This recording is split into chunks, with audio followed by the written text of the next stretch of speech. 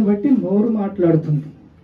ఇలా నోరు మాట్లాడినప్పుడు జీవజల నదులు నీ హృదయంలోంచి వస్తాయి.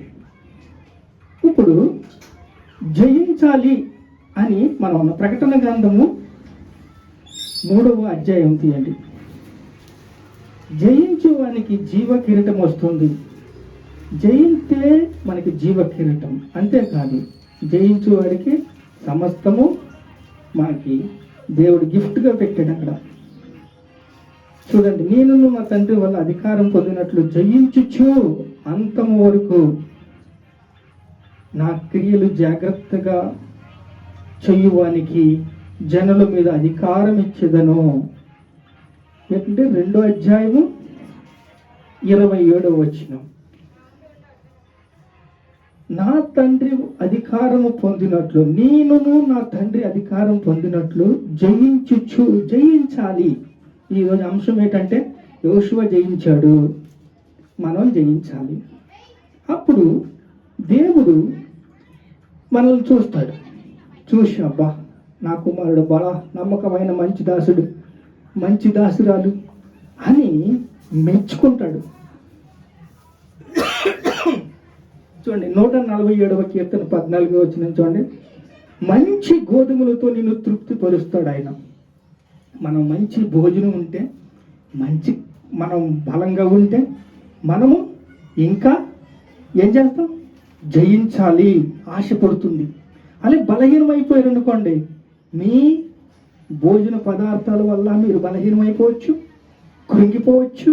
నాకు దేవుడు ఏమీ చేస్తలేదు, నా వల్ల ఏమీ కాదు, ఇంకా దేవుడు నాకు ఏమీ చేయడు, ఇదే కుమిలిపోతామే, ఎప్పుడు చూసినా కుమిలిపోతాం. దేవుడు నీతో మాట్లాడిన ప్రతి మాటని నువ్వు క్యాచ్ చేయాలి. దేవుడు నీకు సామర్థ్యం ఇస్తాడు, వినే శక్తిని ఇస్తాడు, వాక్యాన్ని ఇస్తాడు, కృపనిస్తాడు, ప్రేమనిస్తాడు, దయనిస్తాడు, సత్యం ఇస్తాడు. ఇప్పుడు కళ్ళుని జయించారా? ఓకే. నోరుని జయించారా? శరీరాన్ని జయించారా? ప్రాణ ఆత్మ శరీరములను కూడా జయించాలి. నాలో ఉన్నవాడు లోకంలో ఉన్న కన్నా గొప్పవాడు. మనం జయించాలంటే ఎలా జయిస్తాం? మనకి సర్వాంగ కవచం కావాలి. సర్వాంగ కవచం వస్త్రధారణ. చూడండి, వస్త్రధారణ అంటే దేవుడు 16వ అధ్యాయం 1 సమూయేలు గ్రంథంలో గొలియాతుని ఒక రాయితోని దావీదు చంపేస్తాడు. ఏంటి? తనకి వస్త్రధారణ తొడగనాక సౌలు వెళ్తాడు. సౌలు వస్త్రధారణ తొడగనాక వెళ్తుంటే నాకు ఇవన్నీ వాడికి లేదయ్యా, కొట్టి చంపేస్తాను అంతే అంటాడు. వెళ్తాడు, కొట్టి చంపేస్తాడు. ఇప్పుడు మనము సర్వాంగ కవచం ధరించుకుంటే, దేవుడిచ్చు సర్వాంగ కవచం ధరించుకోవాలి, నీతి అనే వస్త్రం ధరించుకోవాలి, నీతి అనే మైమరుపు ధరించుకోవాలి, సత్యం అనే దట్టిని కట్టుకోవాలి, శిరస్త్రాణం ధరించుకోవాలి, సత్యం అనే దట్టిని కట్టుకోవాలి, విశ్వాసం అనే డాల్ని పట్టుకోవాలి. ఇవన్నీ కూడా వాక్యం అనే ఖడ్గము. దేవుడిచ్చో ఆత్మ వాక్య ఖడ్గముతో అపవాది అగ్ని బాణాలు జయిస్తారు. ఆడు స్టెప్ బై స్టెప్ వస్తాడు. ఒకసారి నీ మీదకి వచ్చాడు, ఒక్కొక్క అడుగు వేసుకుంటూ వస్తాడు. సాధారణంగా మనుషులు కలుగు శోధన తప్ప మరి ఏ శోధన మీకు సంభవించదు. చూడండి, ఆత్మ రోజు రోజుకి బలపడతా ఉంటుంది. అలా బలపడినప్పుడు 2 కొరింథీయులకు రాసిన పత్రిక 3వ అధ్యాయం 15వ వచనం, ప్రభు ఆత్మ చేత మీరు మార్చబడుచున్నారు. చూడండి, ప్రభువే ఆత్మ, ప్రభు ఆత్మ. ఈ ఆత్మ దినదినము బలపడి ఈ శత్రువు రోజు రౌండప్ చేస్తాడు. వాడు సహకరులు, వాడి చర్యలు, వాడి దినము గంటకి నిన్ను ఫిల్టర్ చేస్తాడు. ఇలా చేసినప్పుడు చూడండి ఏముంది? ప్రభువే ఆత్మ. కొరింథీయులకు రాసిన పత్రిక 3వ అధ్యాయము 15వ వచనము. నేటి వరకు మోషే గ్రంథంలో చదివినప్పుడల్లా ముసుకు వారి హృదయం మీద ఉన్నది కానీ వారి హృదయము ప్రభువు వైపునకు ఎప్పుడు తిరుగునో అప్పుడు ముసుకు తీయబడును. నువ్వు ఎప్పుడైతే మోకాళ్ళేసి ప్రార్థన చేయాలని దేవుడి వైపు నీ మనస్సు తిప్పుకుంటావో, దేవుడు పెదవులు నీ చెవులు కడకు వచ్చేస్తాయి. నీ పెదవుల దగ్గరికి ఆయన చెవులు వస్తాయి. ఆటోమేటిక్గా కనెక్ట్ అయిపోద్ది అంతే. అలా కనెక్ట్ అయిపోయినప్పుడు ఏం జరుగుతుందో చూడండి, ఏం చెప్తున్నాడో చూడండి. మోషే అంట ముసుగు వేసుకుని ఉన్నాడంట. వారి హృదయములు వారు చదివినప్పుడల్లా వారి ముసుగు వారి హృదయములు మీద కానీ వారి హృదయము ప్రభు వైపునికి ఎప్పుడు తిరిగినో అప్పుడు ముసుగు తీయబడును. ప్రభువే ఆత్మ.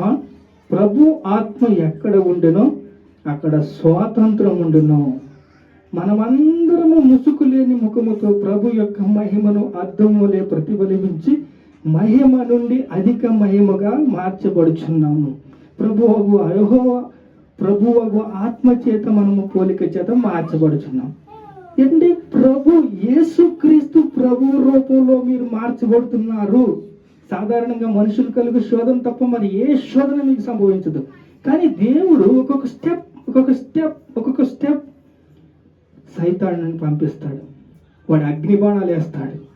వాడికి నీకు దట్టి సత్యమని దట్టి కావాలి, నీతి అని మైమరుపు కావాలి, దేవుడిచ్చు సర్వాంగ కవచము కావాలి, యుద్ధము చెయ్యాలి, జయించాలి. యోషువ జయించాడు. అనేక మందికి అనేక గోత్రాలకి పాలుతేను దేశానికి తీసుకువెళ్ళాడు. అనేక దేశాన్ని స్వాతంత్రం ఇచ్చాడు. ఇప్పుడు మనము ఎలా ఉన్నాం? మన పరిస్థితులు ఎలా ఉన్నాయి? మన శరీరము, మన కళ్ళు, మన నోరు, మీ మనస్సాక్షిని శుద్ధి చేసుకోవాలి. 1 పేతురు రాసిన పత్రిక 3వ అధ్యాయం 15వ వచనం. నిర్మలమైన మనస్సాక్షి కలిగిన వారై. మనస్సాక్షి అనేది మీకు ఉంటే మీ కళ్ళు శుభ్రంగా ఉంటాయి, నోరు శుభ్రంగా ఉంటుంది. మీ శరీరమును జయించడానికి కావలసిన అన్నీ తీసుకుంటారు. జాగ్రత్తలు తీసుకోవాలండి. ప్రభువే ఆధారము, ప్రభువే ఆత్మ. ఇక్కడ చూడండి, రాసిందో చూడండి. ప్రభువే ఆత్మ. ప్రభు ఆత్మ ఎక్కడుండును అక్కడ స్వాతంత్రం ఉండును. మనమందరము ముసుగు లేని ముఖముతో ప్రభు యొక్క మహిమ అర్థము వలె ప్రతిఫలించుచున్నాము. మహిమ నుండి అధిక మహిమ కంట స్టెప్ బై స్టెప్ మనం ఎదుగుతున్నాం. ఎలా ఎదుగుతున్నాం? యేసుక్రీస్తు రూపంలోకి రూపాంతరము చెందుతున్నాం. ప్రభువే ఆత్మ చేత పోలికగానే, పోలిక అంటే మీకు తెలుసండి, పోలికగా మారుతున్నాం. అంటే ఇప్పుడు ఈ బుక్ ఉంది, ఈ బుక్గా ఇంకో బుక్ అవుతుంది. అంటే పోలికగా యేసుక్రీస్తు ప్రభు పోలికగా మనం మార్చబడుతున్నాం. ఆత్మస్వరూపులుగా మనం మార్చబడుతున్నాం. యేసుక్రీస్తు రూపాంతరము చెందినట్లు మనము కూడా రూపాంతరం చెందుతున్నాం. మనము శరీరంతో ఉన్నాం. ఈ ప్రాణ ఆత్మ శరీరాలు కూడా దేవుని రూపాంతరము చెందాలి అంటే మనం ఏం చేయాలి? దేవుని సన్నిధిలో గడపాలి. మహిమ నుంచి అధిక మహిమకి నువ్వు వెళ్తున్నావు. బలవంతుడు బంధించినప్పుడు నీకు జయిస్తావు. లూకాసు వార్త 1 యోహాను లూకాసు వార్త 4వ అధ్యాయం 4వ వచనంలో అయితే ఏం చెప్పబడుతుంది? నాలో ఉన్నవాడు లోకములో ఉన్నవాని కన్నా గొప్పవాడు.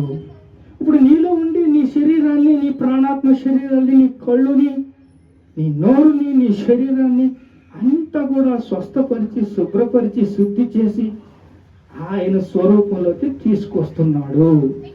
ఆయన స్వరూపంలోకి తీసుకొని రావచ్చినప్పుడు దుష్టుడు చాలా ఆటంకాలు తీసుకొస్తాడు. ఎన్నో ఆటంకాలు తీసుకొస్తాడు, ఎన్నెన్నో అడ్డంకులు తీసుకొస్తాడు, ఎన్నో చిక్కులు తీసుకొస్తాడు, ఎన్నో బంధకాలు తీసుకొస్తాడు.